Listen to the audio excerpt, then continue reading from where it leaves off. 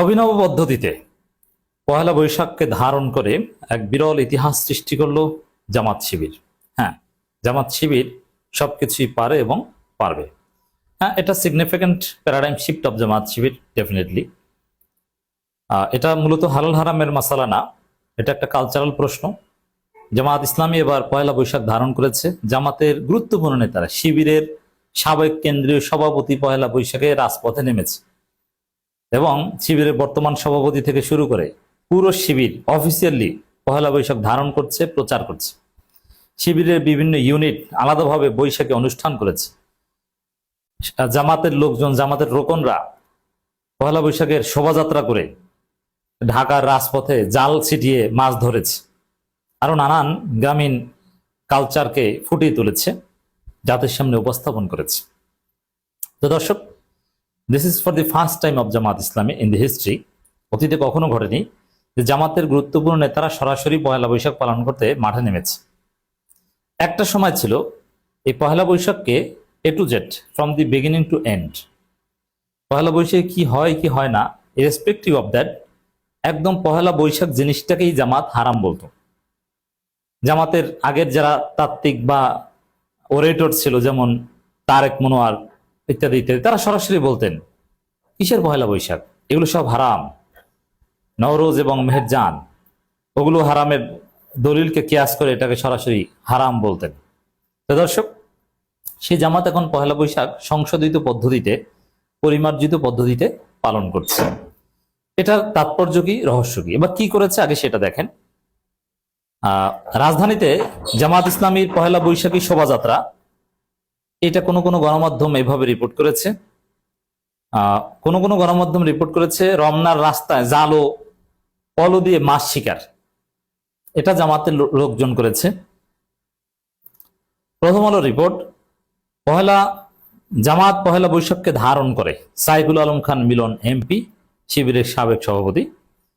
এছাড়া শিবিরের official verified Facebook পেজেও নানান আয়োজন প্রচার করা হয়েছে এবং শিবিরের ডাকসু নেতারা থেকে শুরু করে সমস্ত নেতারা পহেলা বৈশাখে এবার নিজেদেরকে অংশগ্রহণ করিয়েছে। শিবিরের কেন্দ্রীয় ভেরিফাইড পেজে যেটা আছে, বাংলা নববর্ষ উপলক্ষে বাংলাদেশ ইসলামী ছাত্র শিবির রাজশাহী বিশ্ববিদ্যালয় শাখা কর্তৃক নববর্ষ প্রদর্শনী উৎসব 1443 অনুষ্ঠিত হচ্ছে।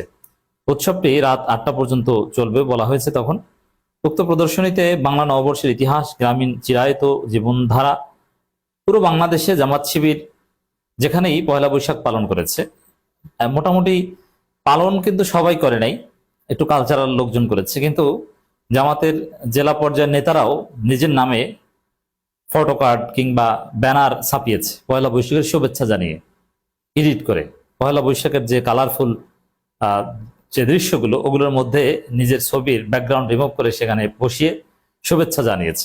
এটা জামাতের লোকজন করেছে এবং জামাত যেখানেই পালন করেছে সেখানে এই কমন কয়েকটা বিষয় ছিল।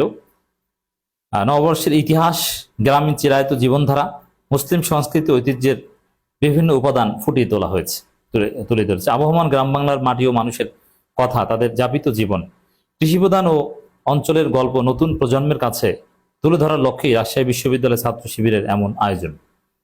তো দর্শক, এখান থেকে জামাত পহেলা বৈশাখ কিভাবে ধারণ করে এবং তার মোটিভ কি, দেবালোকের ন্যায় স্পষ্ট। এখন এই উপাদানকে আপনি কিভাবে হারাম ফতোয়া দিবেন? জামাত পহেলা বৈশাখ ধারণ করে কোন পহেলা বৈশাখ? যেটা মুসলিম সংস্কৃতির সাথে রিলেটেড, যেটা গ্রামীণ সংস্কৃতির সাথে রিলেটেড, যেটা কৃষির সংস্কৃতির সাথে রিলেটেড, এটাকে হারাম বলার মতো কোনো উপাদান, কোনো দলিল আপনার কাছে নেই। আপনি কিসের ভিত্তিতে বলবেন? জামাতের লোকজন রাস্তায় আনন্দ করেছে আর জাল ছিটিয়ে মাছ ধরার একটা দৃশ্য অবতারণা করেছে। তারা কৃষকের মাথায় যে এক ধরনের টুপি থাকে সেটা পরেছে, তারা গামছা কোমরে বেঁধেছে, তারা কৃষক যে এক ধরনের গেঞ্জি পরে সেটা পরেছে। আপনি এখানে হারাম কোথায় পেলেন? হারাম বলতে হলে তো দলিল লাগবে। মনে রাখতে হবে যে ইসলামের মুসলমানদের জন্য তার সামগ্রিক জীবনচারণ দুইটা ভাগে ভাগ করা হয়েছে, একটা হচ্ছে ইবাদত আর একটা হচ্ছে মুআমালাত। ইবাদত করতে হলে দলিল লাগে, দলিল ছাড়া ইবাদত করলে সেটা বেদাত হয়। ইবাদত করার আগে দলিল লাগে। আর মুআমালাত সেটার বিধান হচ্ছে আপনি করতে পারবেন, কোনো সমস্যা নাই, মুবাহ। কিন্তু যদি নিষেধের দলিল থাকে তাহলে সেটা করা যাবে না, বেদাত বা হারাম হবে।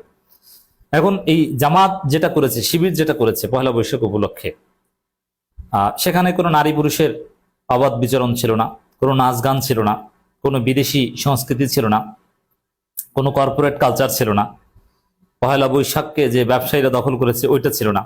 এখানে ছিল গ্রামীণ জীবনযাত্রা, ন্যাচারাল একটা ইনস্টিংটিভনেস, কোনো ধরাবাঁধা নিয়ম যে এটা করতে হবে এটা করা যাবে না, এরকম বিতর্কিত কিচ্ছু ছিল না। এখন দেখেন জামাত শিবির এই পহেলা বৈশাখকে এভাবে ধারণ করেছে, এতে অসন্তুষ্ট হয়েছে কারা? এর মাধ্যমেও আপনি সিদ্ধান্ত নিতে পারেন যে জামাত এটা উচিত করেছে না অনুচিত করেছে। বিশেষ করে ভারতের দালাল যারা, উদিচি, রমনা বটমূলে যারা কান্নাকাটি করত, এই লোকগুলো কান্নাকাটি করছে জামাতের এই পহেলা বৈশাখ পালন দেখে। কারণ তাদের যে কালচারাল অঙ্গনে যে তাদের হেজিমনি, তারা তাদের মতো করে পশ্চিম কলকাতার সংস্কৃতি আমদানি করে যেভাবে পহেলা বৈশাখ পালন করতো, ওইভাবে এবার আর জমে নেই, এবার জামাতিতে জমেছে। জামাত এবং ইনকিলাব মঞ্চ জামাতের ধরনটা একই রকমের, তারাও শাহবাগে জাল ফেলে মাছ ধরেছে, শাহবাগী ধরেছে, শাহবাগীদের গোসল করিয়েছে প্রতীকী অর্থে। এখানে আপনি ক্ষতিকর কি দেখলেন? তো দর্শক, বৈশাখী শোভাযাত্রা দেশীয় সাংস্কৃতিক সংসদের উদ্যোগে, যেখানে জামাত এমপিও ছিলেন, এটাকে ঘিরে অনেকে সমালোচনা করেছেন। এটা অযাচিত সমালোচনা, এই সমালোচনার কোনো ভিত্তি নেই। একটা সিঙ্গেল উপাদান আমি পাইনি যেটাকে ভিত্তি করে এটাকে নাজায়েজ বলা যায়। এবং বৈশাখ, আপনি যদি জামাতের এই কার্যক্রমকে নাজায়েজ বলেন, তাহলে এই যে বৈশাখ জ্যৈষ্ঠ বলাটাকেও নাজায়েজ বলতে হবে। আপনি বৈশাখ জ্যৈষ্ঠ হিসাবই করতে পারবেন না, এটা কোনো সমস্যা নেই। তো জামাত পহেলা বৈশাখ ধারণ করে, কিভাবে ধারণ করে? মুসলিম সংস্কৃতি, শিবির স্পষ্ট করেছে, মুসলিম সংস্কৃতির সাথে রিলেটেড। মনে রাখবেন যে মুসলিম সংস্কৃতি আর ইসলামী সংস্কৃতি সবসময় এক হয় না। প্রত্যেক অঞ্চলের কিছু নিজস্ব সংস্কৃতি থাকে। আরবের কিছু কালচার আছে, ভারতীয় উপমহাদেশের মুসলমানদের কিছু আলাদা কালচার আছে, বাংলাদেশিদের আছে, যেগুলো হারাম না হলেই জায়েজ, কিন্তু শালীন ভদ্র মুসলমানরা যেগুলো প্র্যাকটিস করত। যেমন আরবের লম্বা জুব্বা পরা, টুপি পরা, এটা আরবের কালচার, এটা কিন্তু ইসলামিক কালচার না। কিন্তু এটা তো ভালো। মুসলিম কালচারকে প্রাধান্য দিয়েছে শিবির, জামাত এবারে পহেলা বৈশাখে। এখানে নেগেটিভ কিছু নাই। সাইফুল আলম খান মিলনের যে বক্তব্য, জামাত পহেলা বৈশাখে ধারণকারীর অর্থ হচ্ছে মুসলিম কালচারকে ধারণ করে এবং সুস্থ সংস্কৃতিকে ধারণ করে, এবং সবচেয়ে বড় বিষয় পহেলা বৈশাখে ধারণ করে পহেলা বৈশাখকে কলকাতার সংস্কৃতির ধর্ষণের হাত থেকে জামাত রক্ষা করেছে। পহেলা বৈশাখকে রক্ষা করেছে, মুসলিম কালচারকে রক্ষা করেছে, তরুণ প্রজন্মকে রক্ষা করেছে। জামাত যদি এই কাজটা মেসিভলি করে, এবছর জাস্ট স্টার্ট করেছে, আগামী বছর আমি চাই পুরো বাংলাদেশে একদম ওয়ার্ড পর্যায়ে পহেলা বৈশাখ পালন করবে। দেখবেন যে বাংলাদেশ থেকে পহেলা বৈশাখের নামে অশ্লীলতা এবং কলকাতার সংস্কৃতি 98% উধাও হয়ে যাবে। এরপরে দেখবেন যে বিএনপিও জামাতের মতো এটা পালন করা শুরু করবে। জামাতি কালচারের জয় জয়কর, মুসলিম কালচারের জয় জয়কর। অপসংস্কৃতির বিলোপ, অপসংস্কৃতির বিদায় আমরা লক্ষ্য করছি পয়লা বৈশাখকে কেন্দ্র করে।